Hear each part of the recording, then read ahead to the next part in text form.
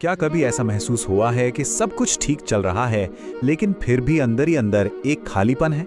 हम में से कई लोग अपनी जिंदगी में आगे तो बढ़ते हैं, कामयाब भी होते हैं, पर एक अनजाने से जख्म के साथ। एक ऐसा जख्म जो हमें वो बनने नहीं देता जो हम बन सकते थे। और वो जख्म है ये पूरी तरह से ना जानना कि हम असल में हैं कौन। आज हम बात कर रहे हैं उसी गहरे जख्म की, अपनी ही कीमत न जानने का एहसास, अपने ही फैसलों पर भरोसा न होने की वो अजीब सी भावना। ये एक ऐसी लड़ाई है जिसे बहुत से लोग अंदर ही अंदर बिल्कुल खामोशी से लड़ते हैं। देखिए, ये न जानना वैसा नहीं है कि हम अपना नाम या पता भूल गए हों। नहीं, ये उससे कई ज्यादा गहरी अनिश्चितता है। ये हमारे आत्ममूल्य, हमारे अपने उसूलों को लेकर है। ये इस बात का संकट है कि हमारी असलियत क्या है। और यही अस्थिर पहचान हमें लगातार एक तलाश में रखती है।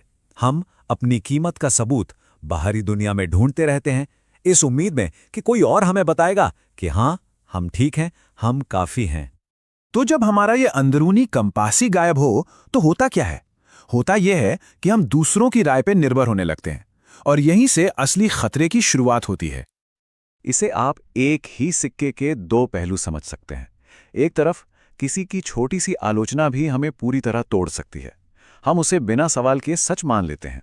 और दूसरी तरफ हम तारीफ के इतने भूखे हो जाते हैं कि थोड़ी सी वाहवाही पाने के लिए कुछ भी करने को तैयार रहते हैं। और इसका नतीजा ये होता है कि हम वो काम करने लगते हैं जो हमारे अंदर की आवाज से मेल नहीं खाते। हम उन चुटकुलों पर हंसते हैं जो हमें मजेदार नहीं लगते। हम वो विचार अपना लेते हैं जो बस चलन में हैं। और आसान तारीफ के लिए हम अपनी असली काबिलियत को नज़रअंदाज कर देते हैं। और धीरे धीरे हम खुद को खोते चले जाते हैं। लेकिन सवाल ये उठता है कि आखिर हम इस हाल में पहुंचते कैसे हैं? दूसरों की राय में इतनी ताकत कहां से जाती है कि वो हमारी अपनी समझ पर ही हावी हो जाए? इसका जवाब हमारे बचपन में छुपा है। सच तो ये है कि कोई भी ये जानकर पैदा नहीं होता कि वो कौन है। हमारी पहचान एक विरासत की तरह है, एक तोहफा जो हमें किसी ऐसे इंसान से मिलता है जिसने हमें शुरुआत में बहुत गहराई से जाना हो, समझा हो। एक मजबूत पहचान बचपन में तब बनती है जब कोई, अक्सर माता पिता, हमें बहुत ध्यान से, बिना किसी पक्षपात के और प्यार से समझते हैं। और फिर वो अपनी समझ हमें वापस दिखाते हैं। यूं समझिए कि वो हमें हमारा पहला ड्राफ्ट देते हैं कि हम कौन हैं। तो एक अच्छी सिचुएशन में ये प्रोसेस कुछ इस तरह का दिखता है। जब बच्चा परेशान होता है तो माता पिता उसकी भावना को पहचानते हैं। वो बच्चे की अजीब लगने वाली प्रतिक्रियाओं को भी मान्यता देते हैं। और सबसे जरूरी, वो बच्चे के बुरे बर्ताव या उसकी नाकामी को भी उदारता से देखते हैं, जिससे एक मजबूत आत्मसम्मान की नींव बनती है। लेकिन तब क्या होता है जब बचपन में मिलने वाला ये रिफ्लेक्शन सही ना हो? क्या होता है जब ये चटक जाए या धुंधला हो? जब बच्चे की भावनाओं की दुनिया को देखा या समझा नहीं जाता तो इसे भावनात्मक उपेक्षा कहते हैं। और इसका असर बहुत ही गहरा होता है। बच्चा ये महसूस करते हुए बड़ा होता है कि जैसे उसका कोई वजूद ही नहीं है, क्योंकि उसे कभी ठीक से देखा ही नहीं गया। ये एक ऐसा खालीपन है जो जिंदगी भर साथ रह सकता है। जरा सोचकर देखिए, एक बच्चा उदास है, पर उसके माता पिता जोर देकर कह रहे हैं, देखो कितना खुश बच्चा है हमारा। ये एक छोटी सी बात बच्चे की अपनी भावनाओं से जुड़ने की काबिलियत को पूरी तरह से बिगाड़ सकती है। वो बच्चा अपनी ही भावनाओं पर भरोसा करना बंद कर देता है। जब ये रिफ्लेक्शन तालमेल से बाहर होता है तो बच्चा अपनी ही भावनाओं पर शक करना सीख जाता है। अगर ये दंडात्मक है तो वो ये मानने लगता है कि वो अंदर से ही बुरा है।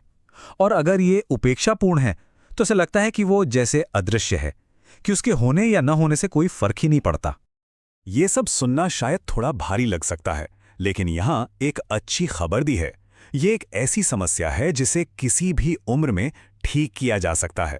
एक मजबूत पहचान बनाने के लिए कभी भी देर नहीं होती। आइए देखते हैं कैसे। इसका हल किसी ऐसे समझदार और दयालु इंसान को खोजने में है।